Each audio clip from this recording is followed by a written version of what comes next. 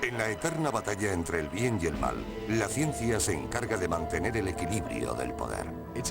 Es imposible cometer un crimen sin dejar rastro.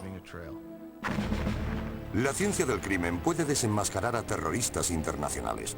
Cuanto más sofisticada sea una bomba, más rastro deja. Puede atrapar a un secuestrador.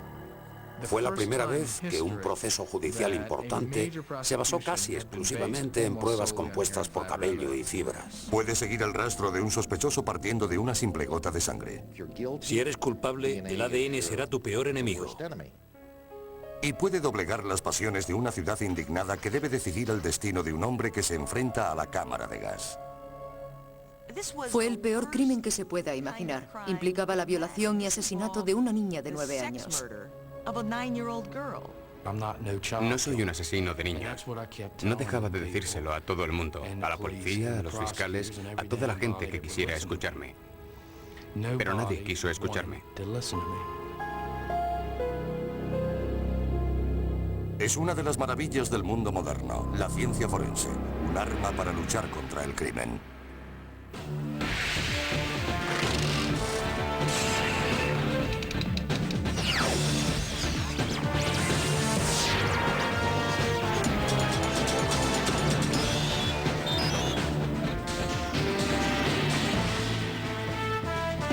Maravillas modernas. De la lucha contra el crimen comenzó hace un siglo en la consulta de un médico en Londres. Con una carrera en declive, el doctor Arthur Conan Doyle se dedicó a escribir historias. En 1887 creó el personaje de ficción más famoso de todos los tiempos. Y con él, un nuevo campo científico. Consultando al detective Sherlock Holmes, se descifraban las pistas. Fue un acercamiento revolucionario a la hora de resolver crímenes. What do you think? There's been murder done.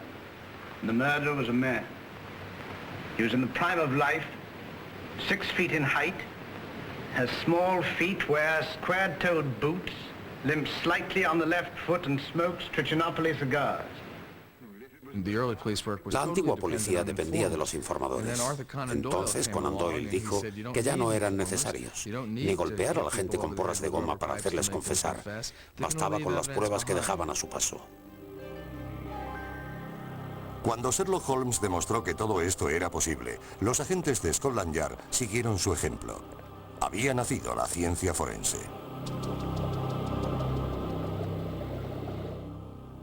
Identificación positiva.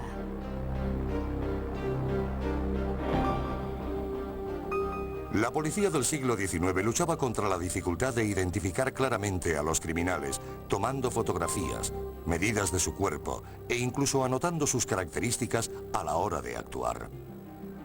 Pero todos estos métodos se quedaron cortos. En 1890 los científicos británicos desarrollaron un método único de identificación fácil de llevar a cabo, las huellas. Organizaron los aparentemente aleatorios patrones en 3 categorías: lazos, arcos y espirales, para permitir que las huellas fueran clasificadas y comparadas. En 1903, tanto Scotland Yard como el Departamento de Policía de la ciudad de Nueva York tomaban las huellas a los sospechosos, una práctica que fue rápidamente adoptada en todo el mundo. En los años venideros, incluso el enemigo público número 1 tendría que enfrentarse al poder de la nueva tecnología. Don Dillinger, hoodlum, bandit, jailbreaker, bank robber and murderer, was headed for Indiana to be tried for murder. A shudder of relief thrilled the country, for the entire nation had hoped for the capture of this gunman, who from petty obscurity had leaped to shameful notoriety as public enemy number 1 within a few brief weeks.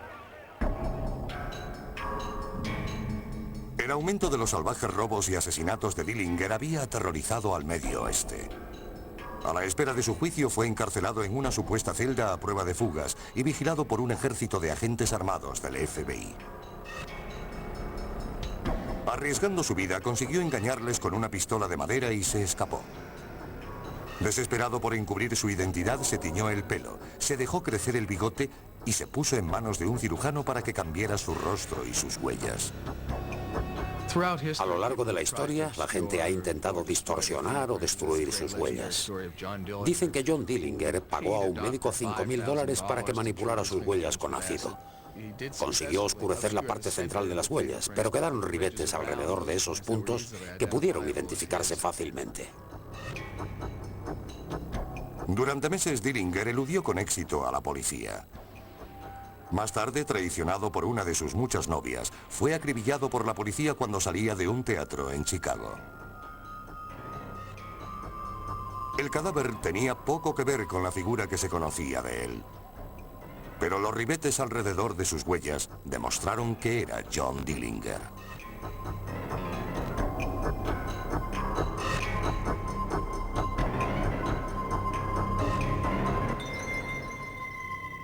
«40 años después, la siguiente generación de tecnología dactilar atraparía a uno de los asesinos más famosos de la historia.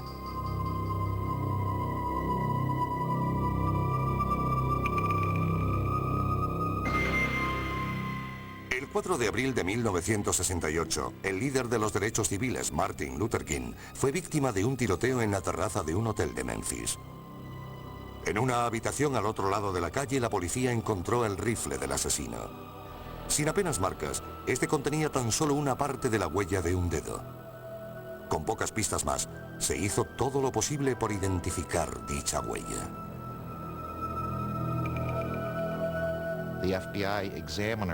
Los agentes del FBI investigaron a miles de criminales. Fueron mirando una a una los millones de tarjetas que tenían con huellas de individuos, comparándolas con las que habían encontrado en el rifle.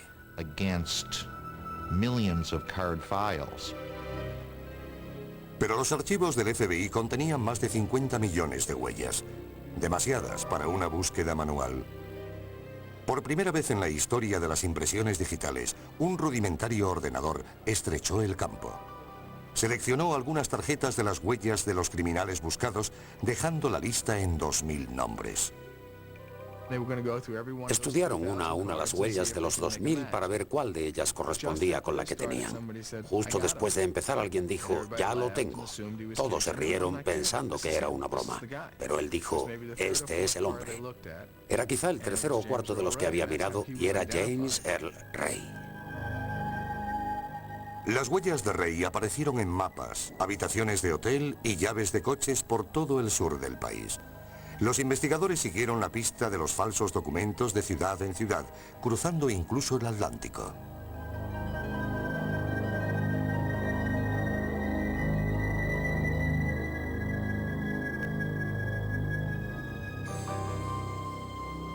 Finalmente, el FBI y la Interpol le encontraron en Londres, donde fue arrestado. Ray reconoció su culpabilidad en el asesinato de King y fue condenado a 99 años de cárcel.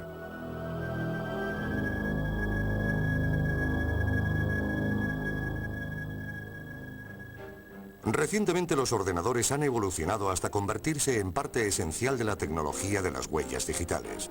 El sistema automatizado de identificación de huellas, o AFIS, compara los lazos y espirales de millones de huellas a velocidades increíbles. Cuando se encuentra una huella en la escena de un crimen, se puede copiar, reflejar y comparar con una base de datos de millones de individuos y en cuestión de minutos lograr su identificación.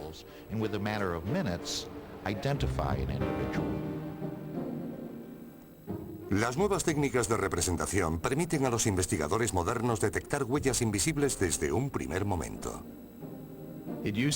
En la escena del crimen solían encender todas las luces para ver lo mejor posible. Intentaban verter algo de luz al caso. Ahora lo que hacen es encender los detectores infrarrojos, detectores de calor. Usan todo tipo de mecanismos para encontrar cosas que el ojo humano no ve, pero que pueden ser pruebas esclarecedoras. Las nuevas tecnologías pueden resolver viejos misterios. En 1982, Valerian Trifa, un obispo ortodoxo rumano de Cleveland, fue acusado de colaborar con los nazis en la Segunda Guerra Mundial. El caso dependía de una pequeña prueba. Una postal de 1942 de Trifa, prometiendo fidelidad al comandante de las SS, Heinrich Himmler. Trifa negó haber tenido ningún contacto con Himmler, alegando que la postal era una falsificación. El gobierno de la Alemania Federal permitió al FBI que inspeccionara el documento con la condición de que no fuera dañado. Obligados a renunciar a sus métodos normales, los agentes examinaron la postal con una nueva máquina del laboratorio del FBI. El láser. Bajo el rayo de un intenso láser, se hicieron visibles unas huellas de aceite impregnadas en el papel 40 años antes. Los débiles contornos de una huella escondida saltaron a la luz. Coincidían con las huellas de los papeles de ciudadanía americana de Trifa. Fue deportado. Un criminal de 1940, desenmascarado por la tecnología de 1980.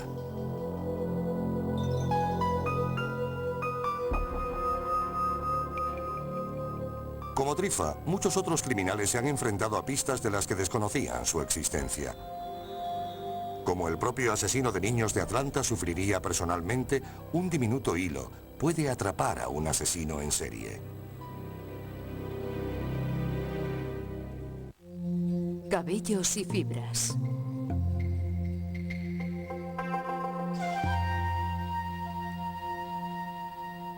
Un antiguo proverbio chino dice que todo puede depender de la diferencia entre dos cabellos. Para los criminalistas modernos, las similitudes entre dos pelos o fibras pueden decirlo todo.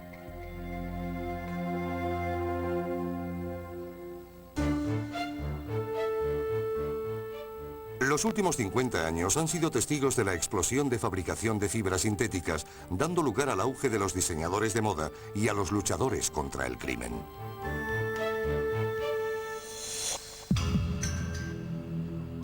A principios de julio de 1979, una serie de asesinatos aterrorizaron a los ciudadanos de Atlanta. Durante casi 2 agonizantes años, y en proporción de 1 al mes, aparecieron cuerpos estrangulados de hombres, jóvenes y niños. Todas las víctimas eran afroamericanas, lo que provocaría la seria sospecha de que se trataba de un asesino en serie racista. El miedo y el pánico se apoderaron de la ciudad. For 16 months, the puzzling children's case has unraveled with almost horrifying certainty, producing scenes of small bodies draped in white sheets.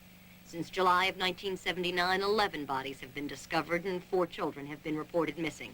In 1979, there were 4 deaths. Las únicas evidencias físicas que conectaban los asesinatos eran unas diminutas fibras de alfombra violetas y amarillentas encontradas en algunas víctimas. Un cuerpo especial del FBI de Atlanta comenzó una investigación masiva para seguir la pista de esas fibras.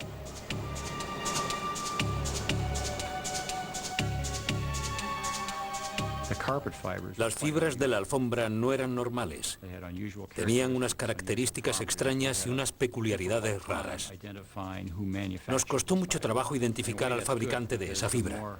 Por una parte era bueno, porque cuanto más raro es un material, mayores son las posibilidades de encontrarlo. Probablemente en un coche o en una casa. The only tentative evidence that may connect him, and I emphasize may connect him to the cases, is some fiber evidence. Is that right? Cuando la prensa hizo público el asunto de la fibra, el asesino respondió cambiando de método.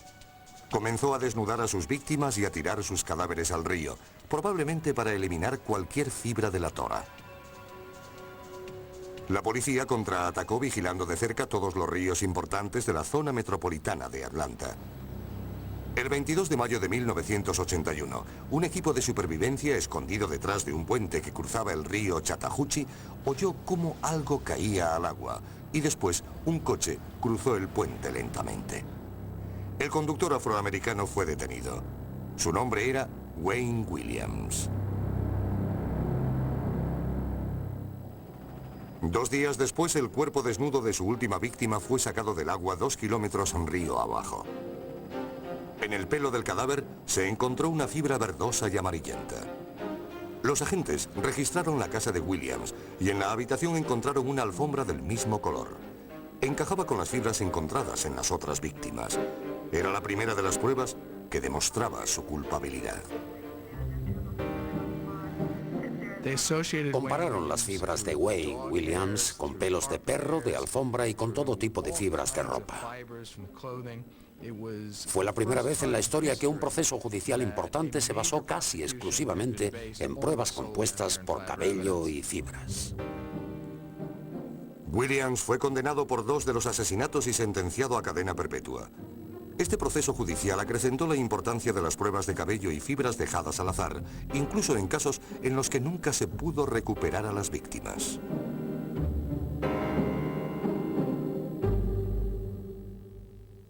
Ella nunca estuvo en mi coche.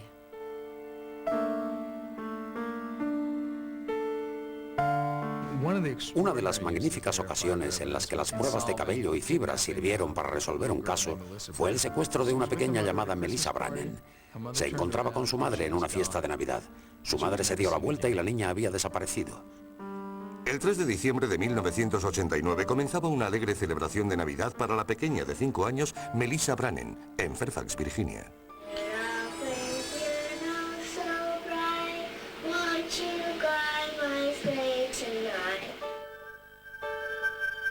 A las 10 de la noche, de repente, Melissa desapareció de la fiesta. La policía de Virginia comenzó inmediatamente su búsqueda, parando a todos los motoristas y barriendo la zona en busca de pruebas. A lo largo de aquella gélida noche de invierno y durante todo el día siguiente, la policía, soldados y voluntarios buscaron en los bosques y ríos cualquier pista de la pequeña.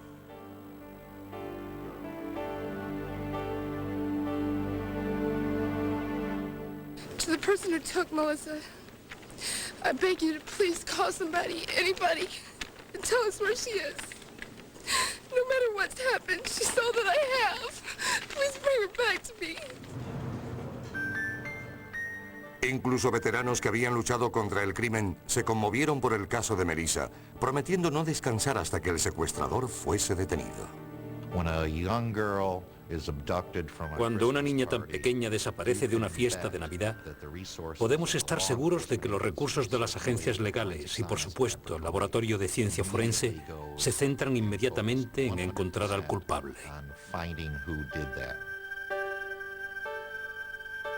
En las horas inmediatamente posteriores a la desaparición de Melissa, la policía interrogó a todos los que estaban presentes en la fiesta. Un hombre, Carl Hughes, se había marchado a las 10 aunque nadie le había visto con la pequeña. Cuando la policía llegó a su casa a la 1 de la madrugada, estaba lavando la ropa que llevaba esa noche, incluyendo el cinturón y los zapatos.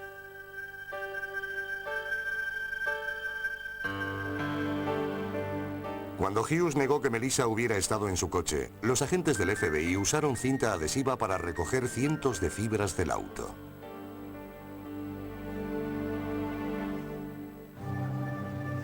El agente especial del FBI, Doug Dedrick, examinó las fibras. Teniendo una hija de la misma edad que Melissa, Dedrick trabajó con especial determinación. Rápidamente identificó pelos de conejo blanco en el asiento del coche, que coincidían con el abrigo que llevaba la madre de Melissa. Las diminutas fibras habían pasado de la madre a la hija y de esta al coche de Hughes.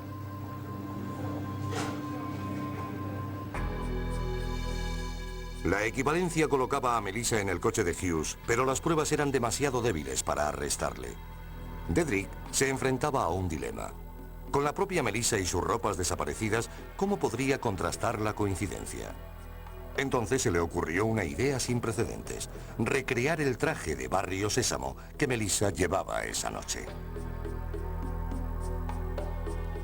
Se siguió la pista de las ropas hasta la empresa de compra por catálogo J.P. Penney y se consiguió que les enviaran un duplicado. A última hora de la tarde apareció un mensajero con un paquete para el agente Dedrick. Quitó un hilo del jersey azul y lo comparó con una fibra azul del coche.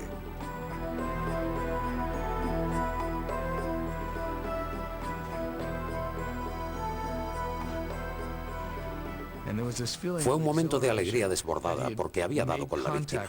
De alguna manera la víctima estaba hablando con él, le estaba dando las pruebas que necesitaba para colocarla en el asiento delantero del coche. Dedrick haría aún 7.000 comparaciones más entre tejidos azules parecidos sin encontrar equivalencias, demostrando el significado de su descubrimiento inicial. Descubrió otras equivalencias al igual que hilos rojos de la camisa. En una deducción crítica demostró que el número de fibras encontradas en el coche demostraban que Melissa se había quitado la chaqueta en el automóvil.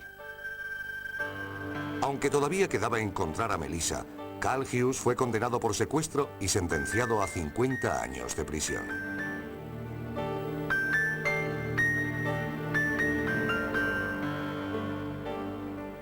La tragedia de Melissa conmocionó a la familia y a toda la comunidad.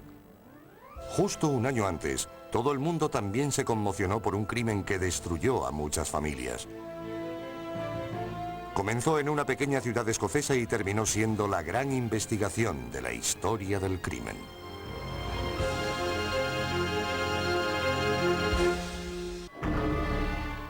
El 1 de noviembre de 1955, un vuelo de las líneas aéreas norteamericanas en ruta desde Denver a Portland explotó en el aire matando a las 40 personas que iban a bordo. Por primera vez en la historia de los Estados Unidos, un avión civil era destruido por una bomba.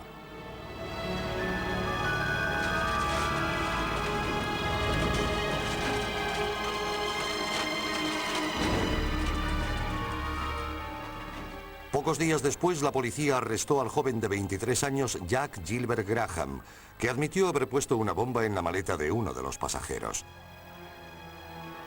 Ese pasajero era su madre. Su motivo fue quedarse con su póliza de seguro de viaje. Graham fue ejecutado por sus crímenes, pero a la vez inauguró una era de asesinatos en masa. En las décadas de los 60 y 70, una serie de bombas aterrorizaron a los Estados Unidos. El FBI respondió creando una unidad especial de explosivos en 1972. Hace poco, esa unidad ha tenido que enfrentarse a bombas mucho más sofisticadas que la de Jack Gilbert Graham.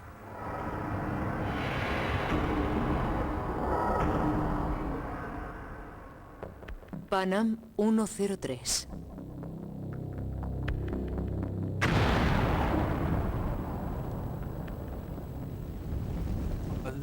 La tecnología del terrorismo está en alza y creo que la tecnología de la investigación también. Cuando observamos los grandes atentados terroristas, los investigadores de hoy en día se acercan a estos casos con una motivación nunca antes conocida. Saben que existe la tecnología necesaria para resolver el caso. A los investigadores nunca se les había presentado un caso como el del Pan Am 103. El 21 de diciembre de 1988, un Boeing 757 explotó sobre tierras escocesas, matando a 259 personas. Fue una escena dantesca. Escombros y trozos de cuerpos humanos se diseminaban por todo el paisaje. Algunas víctimas habían quedado atrapadas en sus asientos. Había un mareante olor a carne quemada.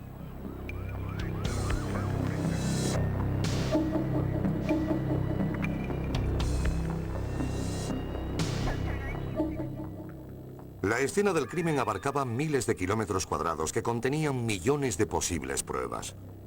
Miles de oficiales y civiles recorrieron la zona, las colinas y las ciudades, para recoger cualquier indicio de prueba. En palabras de uno de los detectives ingleses, si no respira y no es una piedra, recójanlo.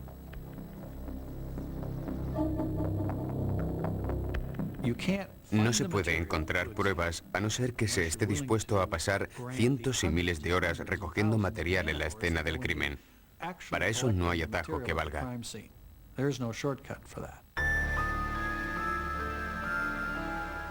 El enorme esfuerzo tuvo su recompensa. En un hangar cercano se fue montando un gigantesco puzzle de millones de piezas. Finalmente, los investigadores lograron reconstruir el avión. Todo el proceso hubiera durado años, pero solo unos días después de la explosión encontraron un fragmento de 7 por 20 centímetros de metal que provenía de la zona de carga. Tenía unas marcas características que solo se encuentran en superficies expuestas a explosiones de alta intensidad. Este pequeño fragmento confirmó que había sido una bomba la responsable, y el centro de la explosión se localizó en el compartimento de equipajes. Al mes siguiente, en una delicada recolección y análisis, descubrieron 2 pruebas vitales. Los objetos cercanos al punto cero estaban recubiertos por un residuo del explosivo Centex, un explosivo plástico de gran potencia conocido por ser usado por terroristas. El daño que provocó en los restos de una radio Toshiba demostró que ésta había albergado la bomba. Sabiendo que era una radio Toshiba, sabiendo que se trataba de Centex, pudieron reconstruir la bomba, por lo que el laboratorio del FBI hizo una igual. La colocaron en el compartimento de equipajes, la rodearon de maletas y la hicieron explosionar. Cuando pudieron copiar casi exactamente el daño realizado al compartimento de equipajes del 757, se dieron cuenta de que habían localizado la bomba en un espacio de 25 centímetros. La bomba fue localizada en una sección del departamento de carga que contenía el equipaje de un vuelo con escala en Malta. Mientras tanto, los restos de la ropa usada para envolver la bomba llevaron a los investigadores hasta la tienda Mary House, también en Malta. El dependiente recordó a un hombre que había comprado la ropa precisamente porque quería una mezcla de conjuntos sin importarle mucho cuáles. Cuando los investigadores salieron de la tienda, se fijaron en un edificio al otro lado de la calle, la Embajada del Líbano.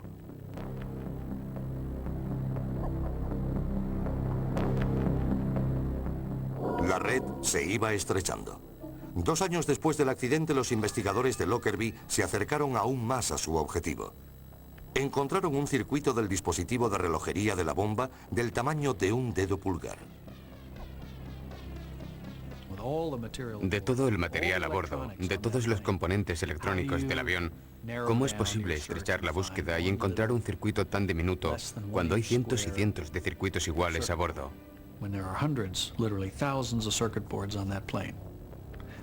Los investigadores ingleses encontraron ese fragmento. Sabían que era único. Sabían que era especialmente importante y lo entregaron con el resto para que intentaran identificar su procedencia. La inscripción del circuito había sido arañada para esconder su procedencia. Pero una fotografía por infrarrojos reveló unas letras escondidas detrás de los arañazos. El fabricante resultó ser Mevo, un fabricante suizo de temporizadores de alta calidad.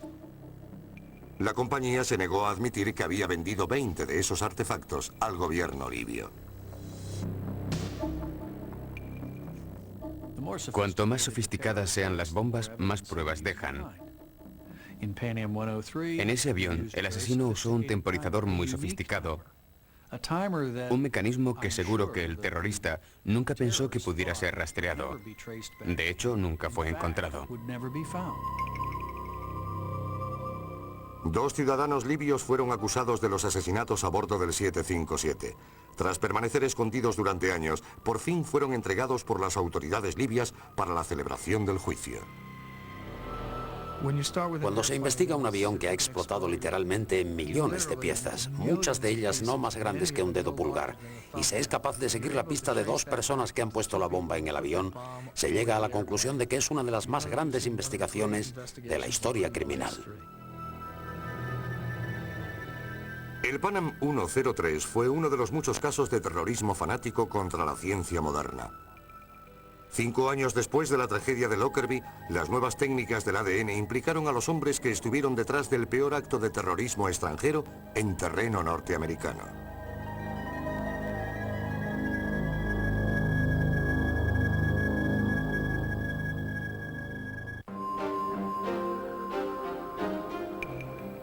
Durante casi un siglo, las huellas fueron el método más eficaz para identificar a los criminales.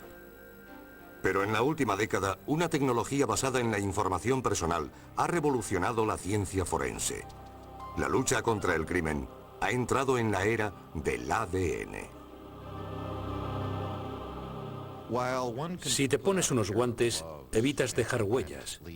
Pero es imposible que un criminal que se vea implicado en un acto de violencia no deje ningún tipo de tarjeta de visita en forma de material celular, saliva en la colilla de un cigarro, sudor en una gorra, pelos. Saliva on a cigarette butt, perspiration in a hatband, Todas las materias celulares biológicas diferentes tienen el mismo perfil de ADN de un mismo individuo.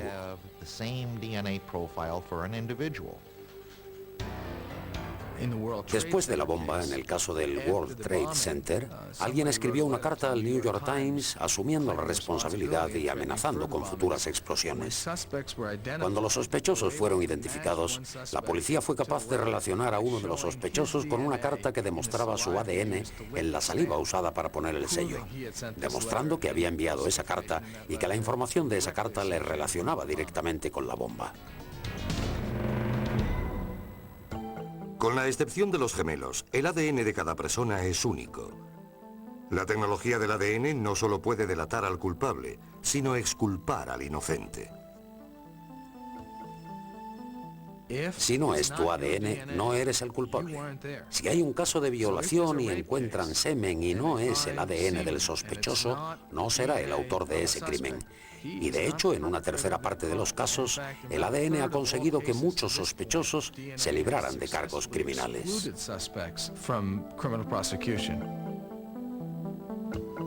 Las pruebas de ADN se aceptan en juicios desde 1988. Pero si las pruebas se conservan convenientemente, pueden utilizarse con efecto retroactivo y solucionar casos anteriores.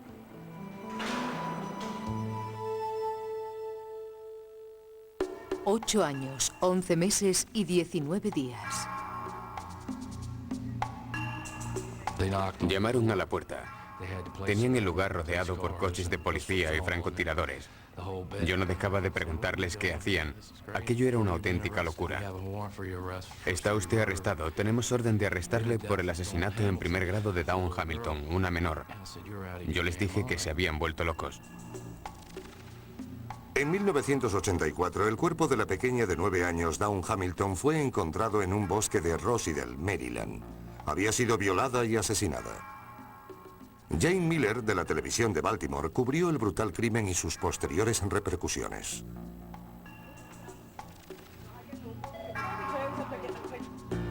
Toda la comunidad reaccionó conmocionada. Era la pesadilla de todos los padres, el peor temor. Cuando comenzamos nuestra investigación, un detective que había trabajado en el caso desde el principio nos dijo que la prioridad de la policía en ese momento era coger a alguien. Existía mucha presión para resolver el caso y encontrar a alguien a quien arrestar llevaría un poco de alivio a toda la comunidad.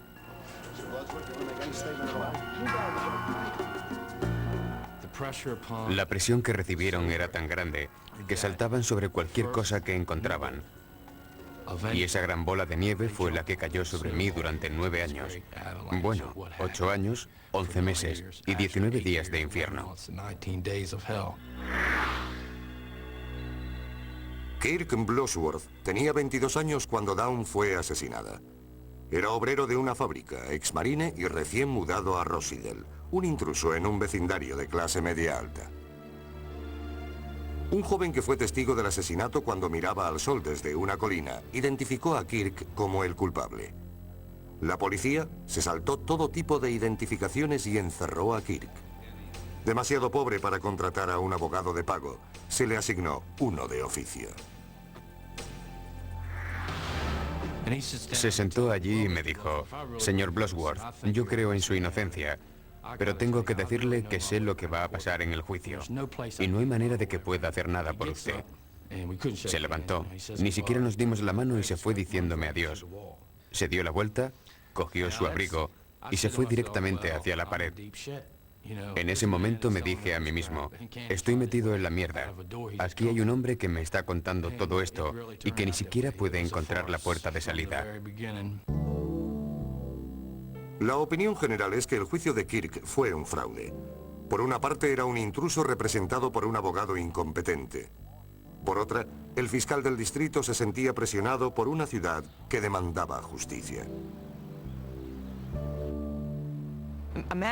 Imaginemos a los miembros del jurado de este caso, sentados allí, escuchando aquel horrible testimonio gráfico de cómo había muerto esa niña, lo que se le había hecho, y teniendo que decidir quién había sido el responsable de todo. Tuvo que ser un momento muy duro para el jurado, porque miraban a un hombre al que la policía ya había culpado de antemano. Me encerraron. Me acusaron de todos los cargos y toda la sala irrumpió en aplausos. Cuando fui sentenciado a muerte hicieron lo mismo. Estuvieron de fiesta hasta las 2 de la mañana. Me di cuenta del morbo que había levantado mi caso. Pero no me conocían. Esperando la ejecución, Kirk fue trasladado al corredor de la muerte en la penitenciaría de Maryland, en el centro de Baltimore. La prisión más antigua en uso de los Estados Unidos. Los residentes la llaman el Castillo de Drácula. Era terrible. Recuerdo que una vez se fue la luz. Estaba tumbado en la cama. Tenía una celda para mí solo en el corredor de la muerte. Me caían cosas en la cabeza, no dejaban de caer. No sabía qué demonios era aquello. Volvió la luz. Miré y no pude creer lo que estaba viendo. Eran miles de cucarachas arrastrándose por el techo, cayendo sobre mí. Ratones, ratas.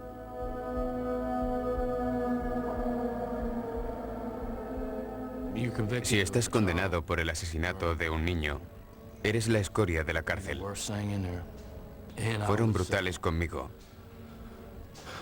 Pero yo aguanté. No soy débil y podía cuidar de mí mismo. Estuvieron a punto de matarme. Los del piso superior se meaban encima de mí. Había excrementos por todas partes. Me los tiraban encima.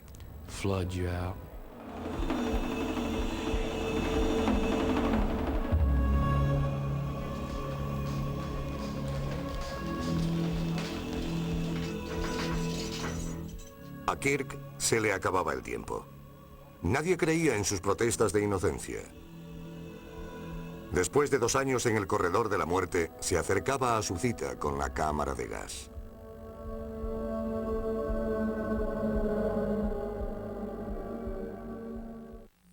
Pruebas de sangre.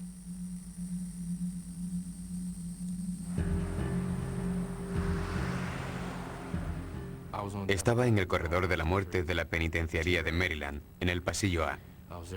Estuve allí 2 años. Estuve a punto de entrar en la cámara de gas.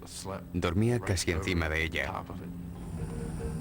Estaba justo en la esquina, a unos 4 metros de distancia. Estaba en el corredor de la muerte esperando ser ejecutado por un crimen que había cometido otra persona. Eso no podía pasarme a mí. No podía permitir que eso me ocurriera por nada del mundo. Kirk luchó en vano para escapar de su calabozo gritando su inocencia ante un gran número de oídos sordos. Escribí a todo el mundo, al presidente de los Estados Unidos, a Donald Trump, solo por intentarlo, de verdad. Me decía, sí, le escribiré. Quizá escriba también a este, o a esta mujer. A lo mejor pueden hacer algo, puedo llamar también a este otro. Y mi padre y mi madre hacían lo mismo. Para mantener la cordura, Kirk se dedicó a leer mucho, desde psicología a obras de Stephen King. Más de 3.000 libros mientras estuvo en prisión. Leyó tomos legales, aprendió las normas del derecho, conoció los derechos de los acusados y se informó sobre la ciencia forense. Entonces, un día, escogió leer un libro llamado Pruebas de sangre, escrito por Joseph Bamberg. Su historia presentaba un proceso experimental llamado detección por ADN.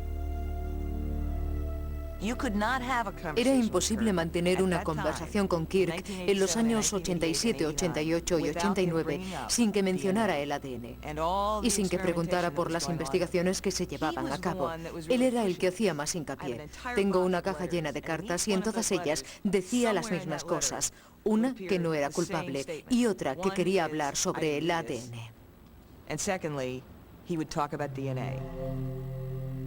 Las pruebas de ADN requerían inicialmente una muestra de semen, más que presente en el caso de Kirk. Se volvió a encontrar ante un callejón sin salida.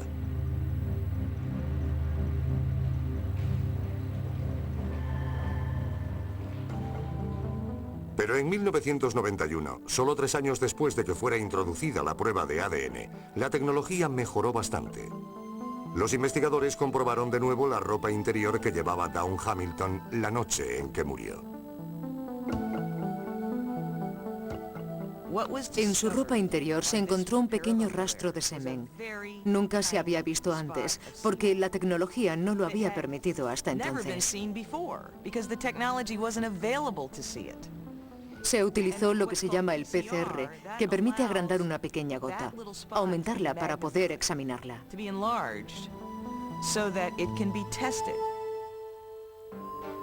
Ayudado por un nuevo equipo de abogados, Kirk presionó para que hicieran la prueba con la ropa interior. Sabía que tenía la exculpación en la mano, pero mientras tanto, se pudría en la cárcel. La fiscalía estuvo de acuerdo. Dijeron que había razones para creer que yo no era el que depositó el semen y permitieron que se realizara la prueba. Y escribieron un acuerdo que todos firmaron para su efecto. Tardaron un año. Yo les llamaba todos los días. Todos. Les decía, ¿tienen ya los resultados? Mientras esperaba los resultados de la prueba, Kirk perdió a la única persona que nunca dudó de él, a su madre. Habiéndosele prohibido asistir a su entierro, fue llevado esposado al funeral. No estaba permitida la presencia de nadie. No vi a mi padre, a nadie. Estaba solo, tenía grilletes en las piernas, en las muñecas, llevaba esposas. Así fue como pude estar con mi madre.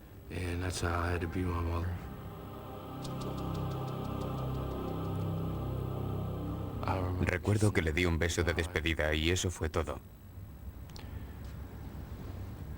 Estuve allí 5 minutos.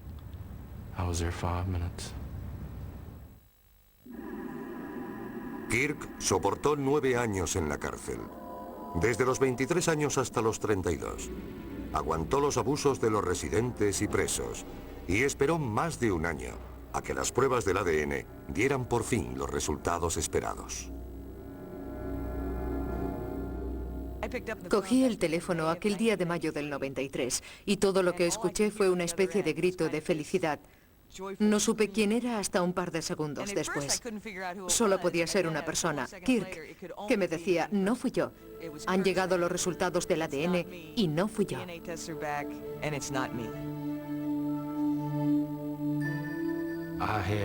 Me dieron la llave para abrir aquella maldita puerta que me había tenido encerrado durante años. En aquel momento me volví completamente loco. Levanté las manos al cielo y empecé a gritar, corriendo por los pasillos. Tenía la cara llena de lágrimas. Sabía que todo había terminado.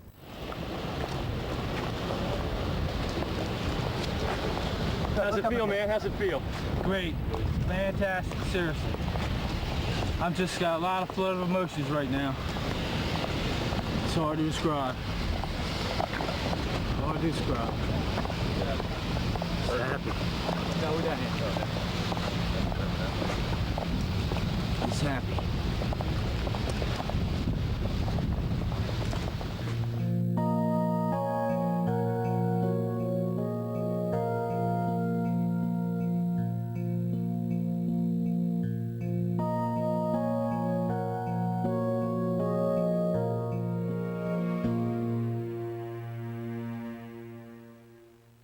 La pistola humeante.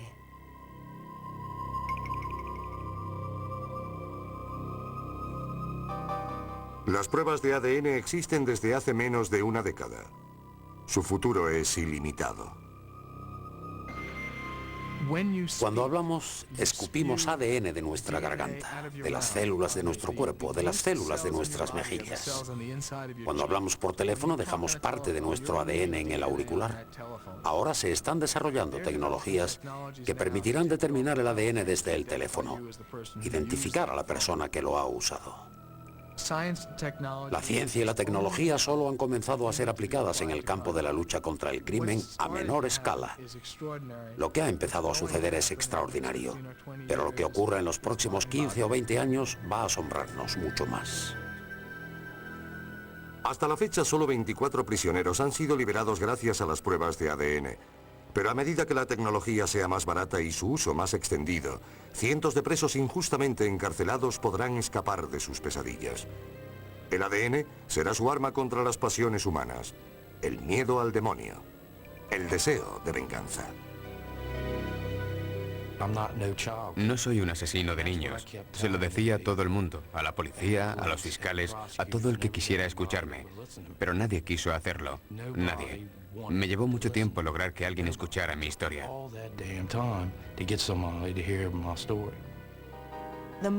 En el momento en el que el jurado vio las fotos de la pequeña, tuvo una reacción terrible, porque era cruel. Todos los miembros del jurado se imaginaron que podía ser su propia hija. El beneficio del ADN es que despoja de todo tipo de emoción. Es una parte de la ciencia que permite que las emociones no entren en juego. Sigo soñando con todo aquello. Incluso hoy en día me veo siendo conducido por el pasillo a la cámara de gas y veo cómo me atan.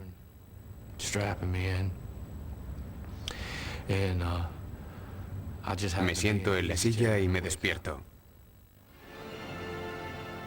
Kirk fue exculpado por una gota de fluido. El próximo hombre puede ser condenado por las células de ADN dejadas en un teléfono. Al igual que Sherlock Holmes revolucionó la lucha contra el crimen hace un siglo, ahora entramos en una nueva era de la ciencia del crimen. Los detectives han buscado tradicionalmente una pistola humeante. Los criminalistas del futuro solo necesitarán el humo.